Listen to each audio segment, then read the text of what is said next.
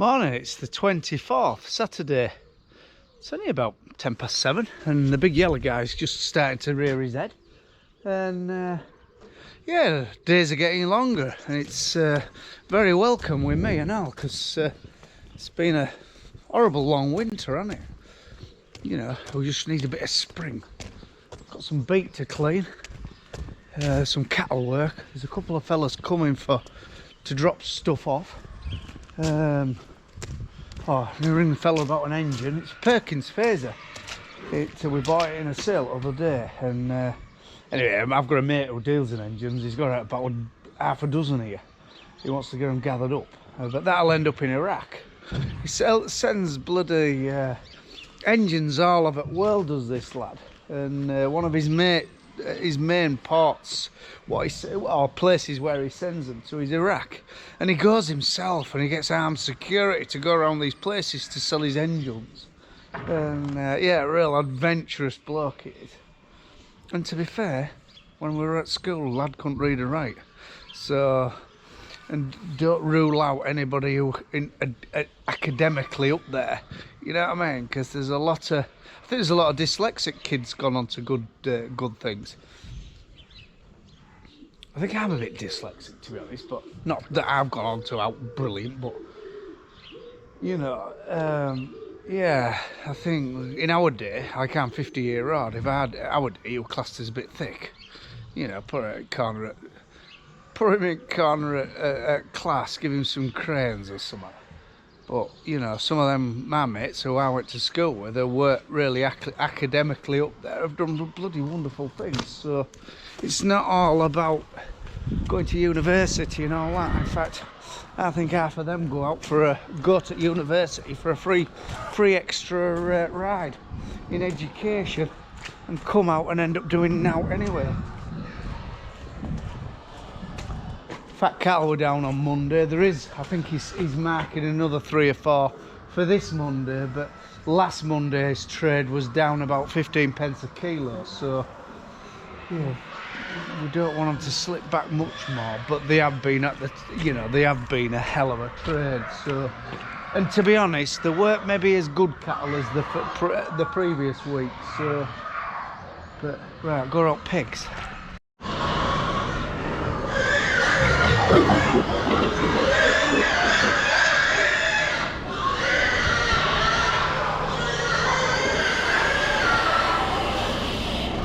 Simon Price's lot, or Phil from Simon Price, he's putting our feeder system in.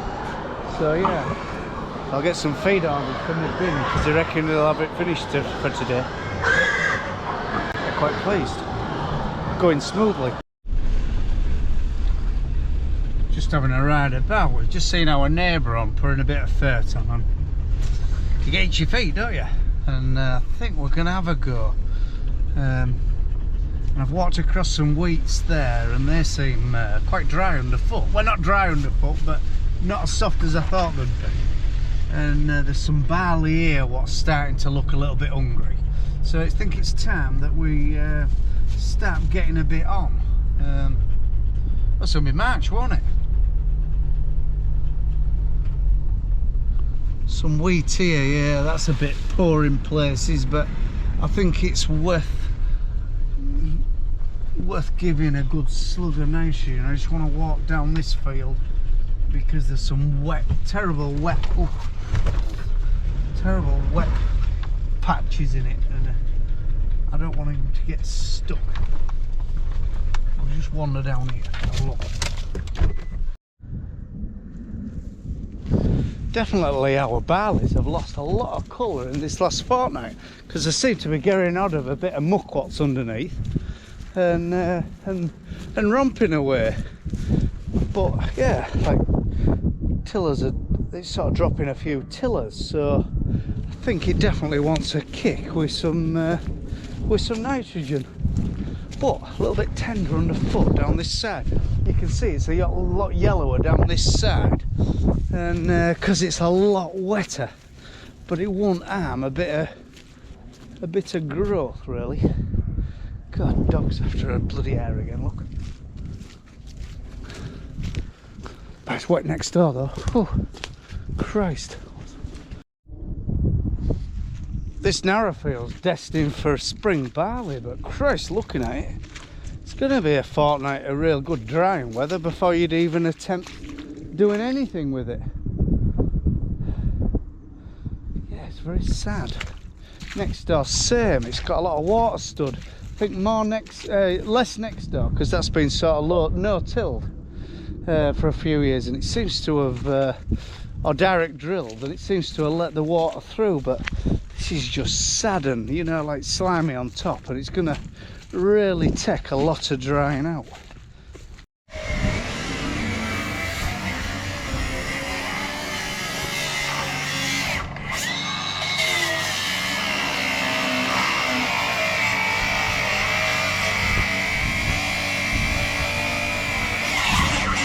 60 fingers is on power duty. He's taking this 3 metre mashio to bit quick release rotors, and most of them are in real good order and all, nearly like new.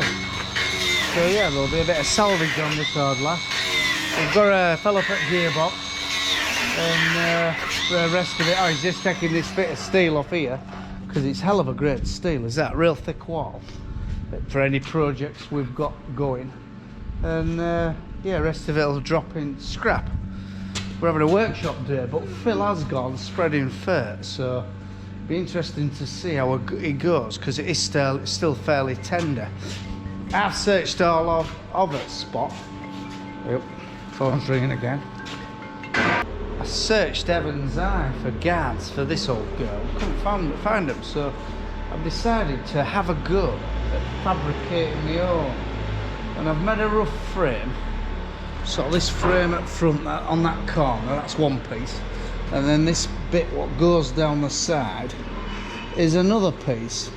It's all tidy up, and I'm gonna clad it with some tin, some 1mm tin I've got there. I'm gonna clad it with that, and then paint it blue and just tidy her up a bit. Because yeah, searched everywhere for guards, and this bit here, I don't know what I'm gonna do with that. I'm going to see what the bottom bit looks like first, and but yeah, I couldn't find any anywhere, and the bloody where we bought it, they put that on, you know, some odd plastic bloody whatever, some plastic, and it's all right, but I'm hoping this looks a lot better, so we'll see anyway. Get some light on job, I'll show you. It's one of them jobs where I wish I ain't started. A lot harder than I thought. Like I've got a bloody great gap here now, and I'm trying to weld down the seam of this. I've tinned the guard, but I don't know, spotting it, I've bloody blebbed all, so that'll all be to sort of flap disc down. I hope it looks alright on, else I'm just wasting a lot of time, you know what I mean? It's one of them jobs, I wish I hadn't bothered, to be honest. I wish I'd just left it as it was. It didn't look that bad, do you know what I mean? So, we'll see how it goes anyway. But yeah, it's just taking a bit of doing. I'm just getting, as I sort of stretch it round the corner, I'm getting gaps, so I don't know. And look at my welding position. I'm welding here, there's a bloody gas bottle there. If I don't blow myself up, it'll be a miracle, won't it?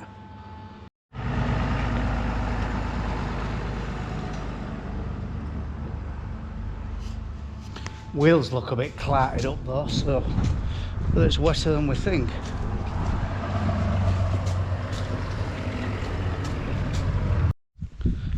It's a lot drier than it has been where these Herefords are outside, and I'm just pointing out how resilient, because I mean bloody hell, it's been poached up all winter, just like a mud bath.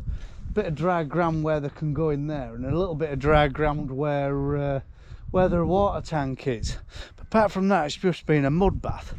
And there's this, we put some cover crops in here. It was some mustard, some chicory, some vetch, some fodder radish and other bits and pieces, and everything's gone apart from the chicory. The chicory just keeps coming back.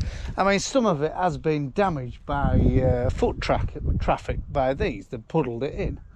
But it just keeps, I think if you left this now, took these cattle in, out, this chicory would really take off. I think it's one for the cover crop list, you know, especially on these sandy soils, especially in grasses and all. I'm going to put some in with me clovers for my herbal layers, because it's very, very good fodder, you know. But yeah, very resilient plant, and it's got a massive great taproot and all, what goes down like a foot deep. So it's a good scavenger of nutrients and moisture. So hello, yeah, that was the first one. Oh no, number 2, that's number 3. I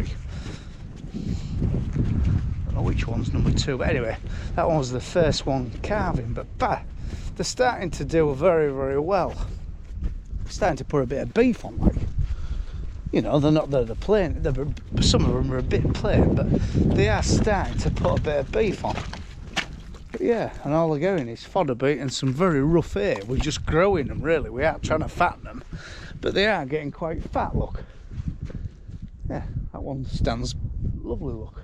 Yeah, chicory, put that on your list for cover crop, because the seed ain't real dear. I think all cover crop seed's going to be dear, isn't it? Obviously these companies are going to jump on the bandwagon, aren't they? You know, among the SFIs, seed ain't going to be cheap, but there is cheap ways of doing it. Mix your own, buy straights, mix it with what you've got, and I think it'll tick your boxes. So, oh, it's beautiful. It's like 5:30. I've got a few jobs to do yet, and it's still daylight. It's lovely, a little bit drizzly, but it's still daylight, and nice to be out and about. Yeah, drying up nice. Right, let's see what's happening in the yard. Phil says tillaging went really well. Ooh, don't want to fall on the electric fence. Phil says tillaging went really good. Dry. Found a couple of little smeary spots, no sinking. So, you know, jobs are good, and we'll get a full day tomorrow and get most of our winter corn done, because we haven't got that much, to be fair. You know, we're back end being so wet, we never got drilled up. Look, hey, look at that. Nicky's washed me a pickle. Well done, Nicky. Thank you very much.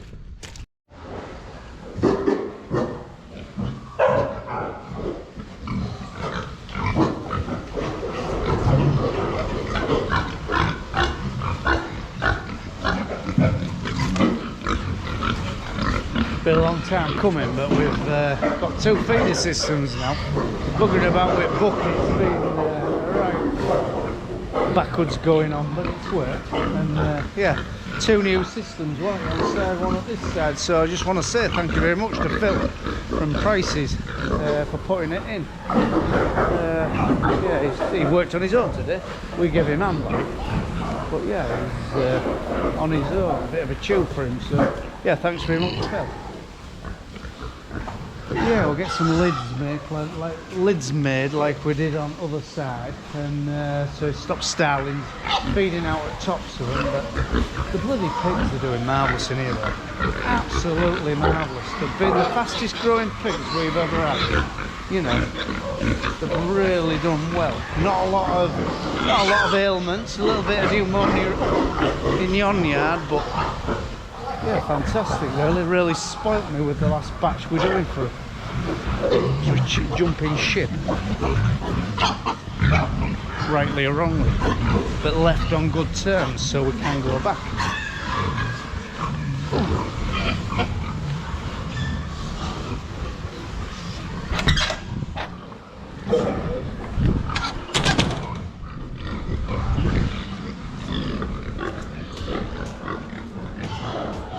Just have to order some food now. Well, the food's ordered, it's coming Thursday, so I'm hoping it holds a full wagon load. But it will be a bit juicy for the drivers sort of paddling around in wet till we get this concreted.